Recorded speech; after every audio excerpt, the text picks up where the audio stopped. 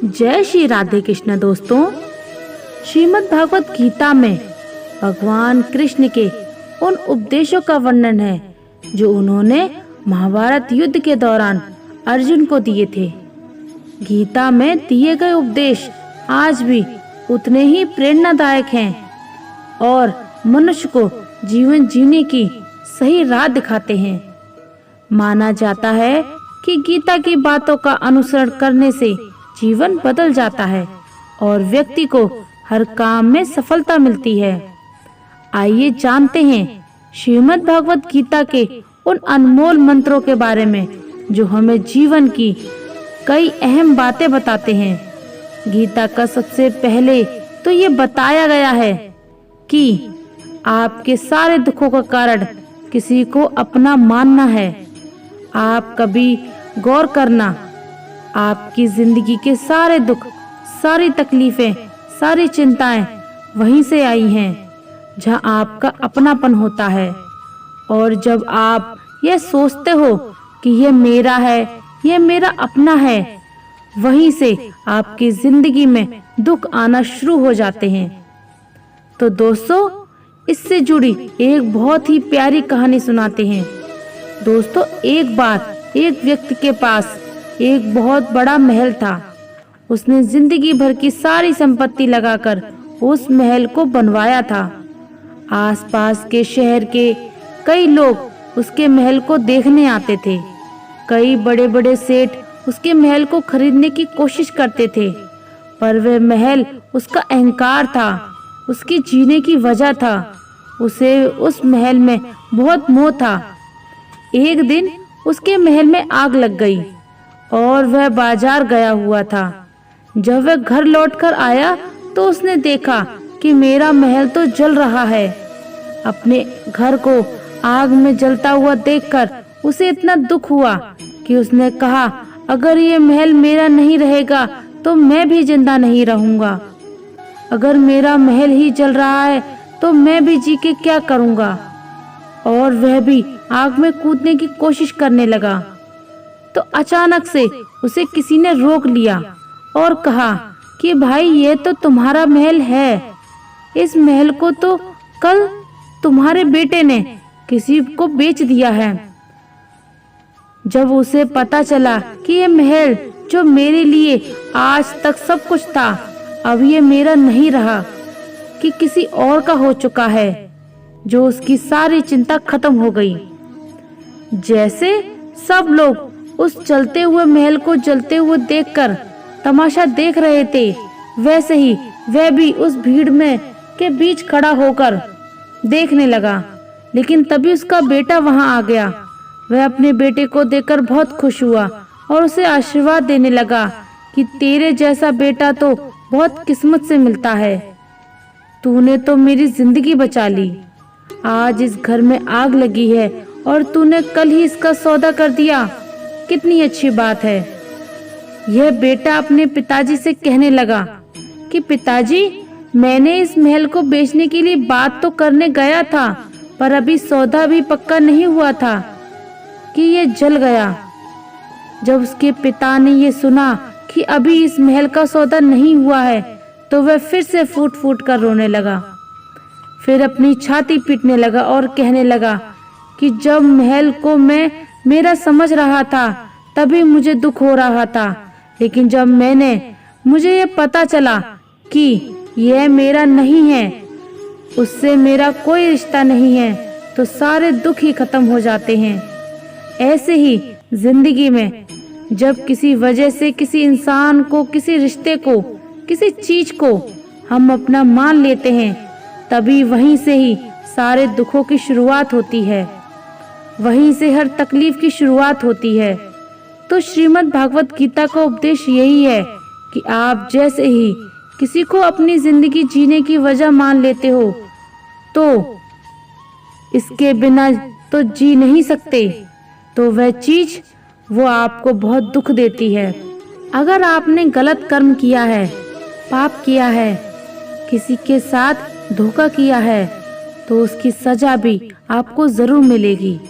इंसान कितना ही छुपकर कर्म करे, लेकिन कहते हैं इस परमात्मा के ईश्वर के चारों ओर कैमरे लगे हुए हैं।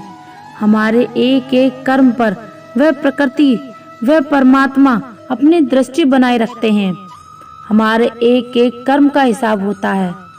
दोस्तों, एक बार की बात है, एक गांव में दो मित्र रहते थे। उन दोनों के विचार किया, इस गांव में तो हम धन नहीं कमा पा रहे, तो दोनों धन कमाने के लिए शहर में चले गए। कुछ वर्ष वहां रहकर उन्होंने काफी धन कमाया। फिर सोचा कि अब हम अपने घर वापस चलते हैं। उस समय पर यातायात की इतनी सुविधा नहीं होती थी, तो वे अपने बैलों पर ही यात्रा कर रहे थे।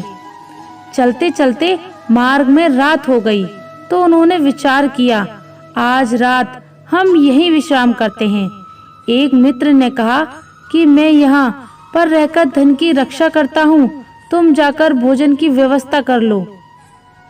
जब वह पहला मित्र बाजार गया तो उसके मन में पाप आ गया। उसने कहा, इतना पैसा हम दोनों ने कमाया है, अगर मैं इसको यहीं जंगल में मार दूं तो सारा पैसा मेरा हो जाएगा, नहीं तो मुझे इसका आधा धन इसको देना पड़ेगा। मन में खोट आने पर उसने अपने मित्र के खाने में जहर मिला दिया। अब जब वह खाना लेकर के अपने मित्र के पास गया, उसका मित्र वह जहर खाकर मर गया और उसकी मृत्यु हो गई। अब वह व्यक्ति सारा धन लेकर के अपने घर वापस आ गया और वह बहुत ही ज्यादा खुश था और उसे अपने मित्र के साथ किए हुए धोखे का बिल्कुल भी अफसोस नहीं था। फिर उसके घर में एक पुत्र के जन्म हुआ। जब उसका बेटा पैदा हुआ तो वह बच्चा बहुत बीमार रहता था। उसने अपने जीवन में जो कुछ भी धन कमाया था, उसका वह सारा धन अपने बेटे के इलाज में खत्म कर दिया। जैसे जैसे बेटा बहुत बड़ा होता गया, उसका धन नष्ट होता गया। जब उसका बेटा थोड़ा बड़ा हो गया तो उसके पूछा कि बेटा तू इतना बीमार क्यों रहता है, तू ठीक क्यों नहीं होता और अपना बिल्कुल भी ध्यान क्यों नहीं रखता। मैंने तो अपनी जिंदगी का सब कुछ, जो कुछ भी था, वह सब धन तुझ पर लगा दिया, पर फिर भी तेरी तबीयत ठीक नहीं रहती। तब उसका बेटा बोला, कौन सा बेटा और कौन सा पिता, मैं तेरा वही मित्र हूँ जिसको तूने जंगल में जहर देकर मार दिया था, लेकिन मैं अपना वही हिसाब पूरा करने के लिए तेरे पुत्र के रूप में तेरे घर आया हूँ। अब तेरा मेरा हिसाब बराबर और मेरा जीवन अब यहीं समाप्त होता है, क्योंकि मैं सिर्फ तेरा बदला लेने के लिए आया था। तो गीता के इस उपदेश में से हमें यही सीख मिलती है कि कोई अपने आप को कितना भी चालबाज समझ ले, होशियार समझ ले, लेकिन अगर उसने गलत कर्म किया है तो चाहे आज नहीं तो कल उसे उसका फल भोगना ही पड़ेगा। कोई भी व्यक्ति अपने किए हुए कर्म से नहीं बच सकता। गीता में भगवान श्री कृष्ण कहते हैं कि आज में जियो, कल की चिंता करना छोड़ दो। जो भी व्यक्ति अपने बीते हुए कल या अपने आने वाले दिन में खोया रहता है, वह जिंदगी में कभी खुश नहीं रह सकता। आपको जिंदगी में खुशी सिर्फ और सिर्फ तब मिल सकती है जब आप वर्तमान में जी रहे हों, क्योंकि आज के आनंद को जी सके वही इंसान है। बीते हुए कल का और आने वाले कल का कोई वास्तविक अस्तित्व नहीं होता, वह सिर्फ आपकी बुद्धि और आपके विचारों में होता है। उसकी कोई वास्तविकता नहीं होती, उसे सिर्फ आप अपने मन के अंदर और बुद्धि के अंदर जीते हैं। लेकिन जिसे आप वास्तविकता में जीते हैं वह आपका आज होता है, वो पल जो आपका चल रहा होता है। अगर आप अपने मन और बुद्धि को अपनी कल में अटका के रखेंगे, अपने भूतकाल और भविष्यकाल में अटका कर रखेंगे, तो याद रखना आप कभी खुश नहीं रह पाएंगे। और अगर जिंदगी में खुश रहना चाहते हैं तो आज में और इसी पल में जीना सीखें। भगवान श्री कृष्ण गीता में कहते हैं कि जो आपके साथ बुरा करे, पाप करे, गलत करे उसे दंड जरूर देना चाहिए। अगर आप उससे डरते हैं तो वह आपके साथ और गलत करता है, क्योंकि उससे उसके पाप में आप भी भागीदार हो जाएंगे। अर्जुन श्री कृष्ण से कहते हैं कि जिनसे मैं युद्ध करने जा रहा हूँ ये सब मेरे भाई हैं, मेरे गुरुजन हैं। मैं इनके सामने कैसे हथियार उठाऊं, इनको कैसे मारूं? तो भगवान श्री कृष्ण ने अर्जुन को कहा कि जिन्हें तू अपना मानता है वह सब अधर्मी हैं, वह पाप के पक्ष में खड़े हैं, और अगर तू इनका वध नहीं करेगा, युद्ध नहीं करेगा, तो समाज में और भी पाप बढ़ेगा। क्योंकि जब कोई ऐसे पापियों को नहीं रोकते हैं तो ऐसे पापी लोग और भी ज्यादा पाप करते हैं। तो ऐसे ही जब आपके साथ कोई गलत करता है, आपको चोट पहुंचाता है और आप वो चुपचाप सहते रहते हैं, तो उससे सामने वाले को बल मिलने लगता है, वह आपको कमजोर समझने लगता है और आपके साथ गलत करने को वह अपना हक समझने लगता है। लेकिन जब आप उसके गलत व्यवहार को, उसके पाप को रोक देते हैं, उसका विरोध करते हैं, तब वह अपनी सीमा में रहना सीख जाता है। क्योंकि यह कलयुग है। अगर इस जमाने में आपको खुश रहना है तो आपको अपनी रक्षा खुद ही करनी होगी। कोई आपके साथ गलत करे तो उसको कभी नहीं सहना चाहिए, बल्कि उसका सामना करना चाहिए। भगवान श्री कृष्ण कहते हैं कि किसी से भी हद से ज्यादा मोह कभी मत करना, क्योंकि जिसमें भी आप सबसे ज्यादा मोह लगाओगे और मोह की वजह से आप किसी के पीछे मरते रहते हैं, मोह की वजह से ही आपको कई बार अपना अपमान भी सहना पड़ता है और वह लोग आपकी आंखों पर ऐसी पट्टी लगा देते हैं कि आपको सच और झूठ दिखाई नहीं देता, आपको किसी इंसान का चेहरा दिखाई ही नहीं देता। आप जो देखते हैं और जो सुनते हैं इस पर यकीन कर लेते हैं, फिर चाहे आपको कितना ही दर्द मिल रहा हो। अगर आप किसी इंसान को ठीक से समझना चाहते हो और उसकी सच्चाई जानना चाहते हो तो उसके लिए यह बहुत ज़रूरी है कि आप उसके मुंह से जल्दी बाहर आ जाएं। वैसे वास्तविकता में ये रिश्ते दुख नहीं देते, आपका उन लोगों से मोह आपको दुख देता है। जिस दिन मोह खत्म, उस दिन के बाद आपको किसी भी रिश्ते से कोई दुख नहीं मिल सकता, क्योंकि आपको फिर कोई फर्क ही नहीं पड़ेगा। भगवान श्री कृष्ण कहते हैं कि आप वो मत करो जो सब करते हैं, वह करो जो आपके लिए सही है। श्री कृष्ण ने अर्जुन से कहा है कि जो तेरा कर्तव्य है, जो तेरे लिए सही है, जो तुझे करना चाहिए वह तू कर। कभी भी वह काम मत करो जो दुनिया कर रही है, क्योंकि अर्जुन ने श्री कृष्ण से कहा कि ऐसे भयंकर युद्ध को लड़ने से अच्छा है कि मैं सन्यासी बन जाऊं। तो श्री कृष्ण ने अर्जुन से कहा, यह सन्यासी बनना तेरा कर्म नहीं है, तेरा धर्म नहीं है, तू क्षत्रिय है। तेरा कर्म और तेरा धर्म यही है कि तू अधर्म का नाश करे, धर्म की रक्षा करे। ऐसे ही हर एक इंसान का एक अलग कर्तव्य होता है, एक अलग ही मार्ग होता है। तो कभी भी उस मार्ग पर मत जाना जहाँ सारी भीड़ जा रही हो। कभी भी वह काम मत करो जो दुनिया करती है। आजकल ये ट्रेंड हो गया है, ये फैशन हो गया है, सब करते हैं इसलिए हम भी कर रहे हैं। सारी यही काम कर रहे हैं इसलिए हम भी यही कर रहे हैं। अगर आप वह करोगे जो भीड़ कर रही है तो आप भी इस भीड़ में कहीं खो जाओगे। लेकिन अगर आप वह करोगे जो आपके लिए सही है, जो आपकी प्रतिभा है, जो तो दुनिया की सारी भीड़ में भी आप सबसे अलग नजर आओगे। अरे यार, कहाँ लिखा हुआ है कि जो सब लोग करते हैं वही करो? अरे भाई, कुछ अलग करो, जो आपके लिए और आपके लिए सही हो।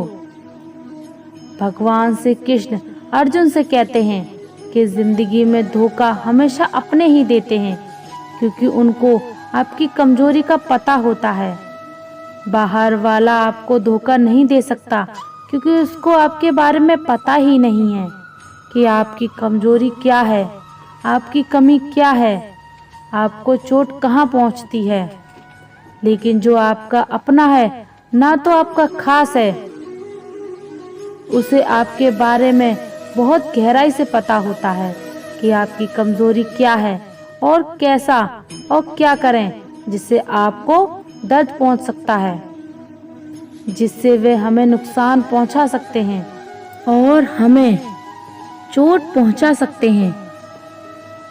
यह कलयुग है, इसमें हमें बाहर वालों से नहीं, जो हमारे अपने हैं उनसे ही सावधान रहना होता है, क्योंकि महाभारत का युद्ध दो अलग अलग राजाओं में नहीं हुआ, बल्कि एक ही परिवार के भाइयों में हुआ था।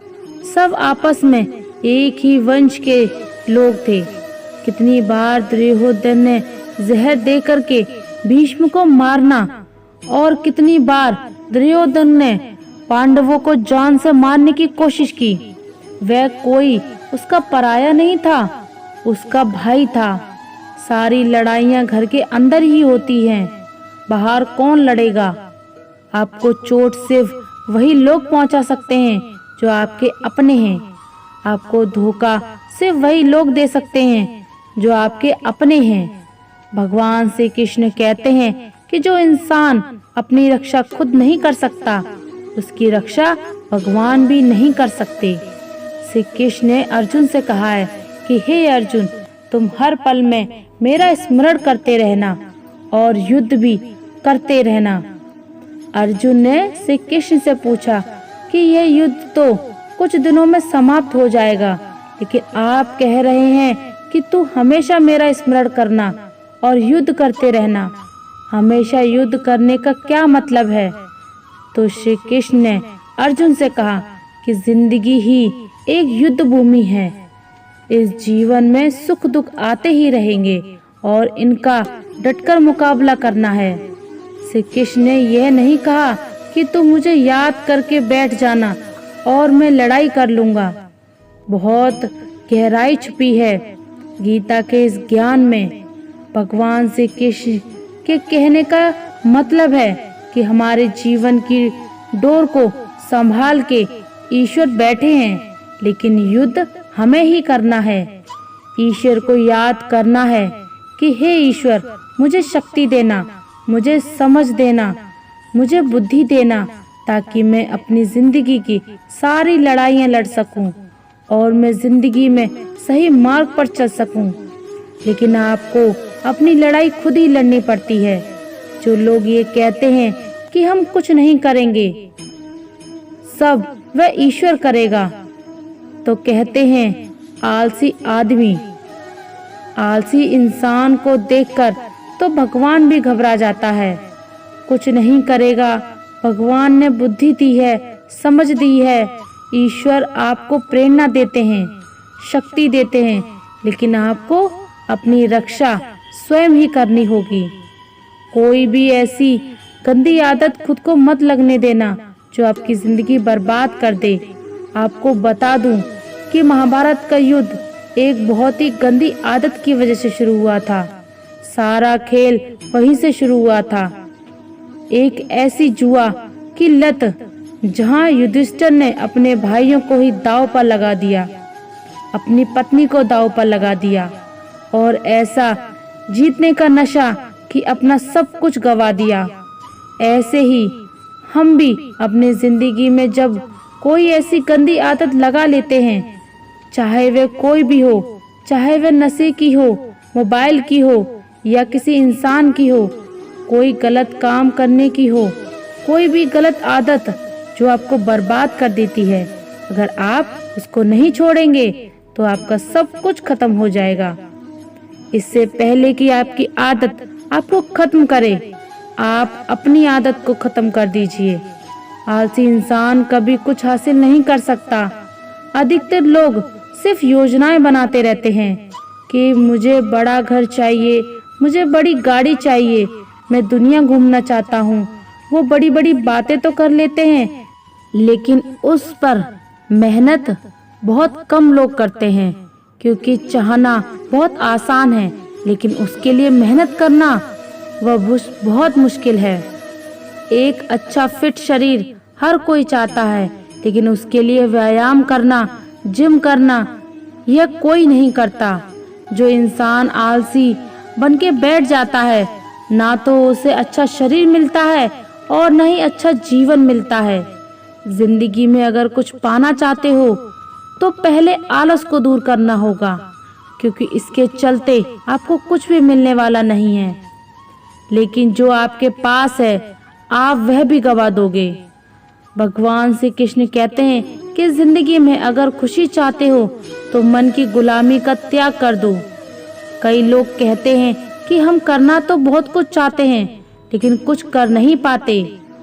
पता भी सब कुछ है कि क्या करने से हमारी जिंदगी बेहतर हो सकती है, लेकिन फिर भी कुछ नहीं कर पाते। समझते सब हैं, लेकिन समझकर भी कुछ नहीं कर पाते। वह इसलिए होता है क्योंकि आप अपने मन के गुलाम बन चुके हो। लोग तो अपनी जीभ का स्वाद तक नहीं छोड़ पाते, फिर कहते हैं कि हम पतले नहीं हो पाते, फिट नहीं हो पाते, सक्सेस नहीं मिल पा रही है, क्योंकि आपको करना चाहिए वह आप नहीं करते हैं। आपका मन सब कुछ समझकर भी आपको वह करने नहीं देता। इसलिए जिंदगी में अगर आगे बढ़ना है तो मन से चलना छोड़ दो। जो आपके लिए सही है वो आपको करना ही पड़ेगा, और जो आपका है वह आपको मिलकर ही रहेगा, और जो आपको नहीं मिला उसके लिए रोना छोड़ दो। आप जिसके लिए जीतना रोकोगे वह उससे उतना ही दूर जाएगी, और जो चीज़ सच में आपकी है वह आपके पास जरूर पहुंच जाएगी। इसलिए जो आपको जिंदगी में हासिल नहीं हो रहा उसका पछतावा करना, उसके लिए रोना आप बिल्कुल बंद कर दो।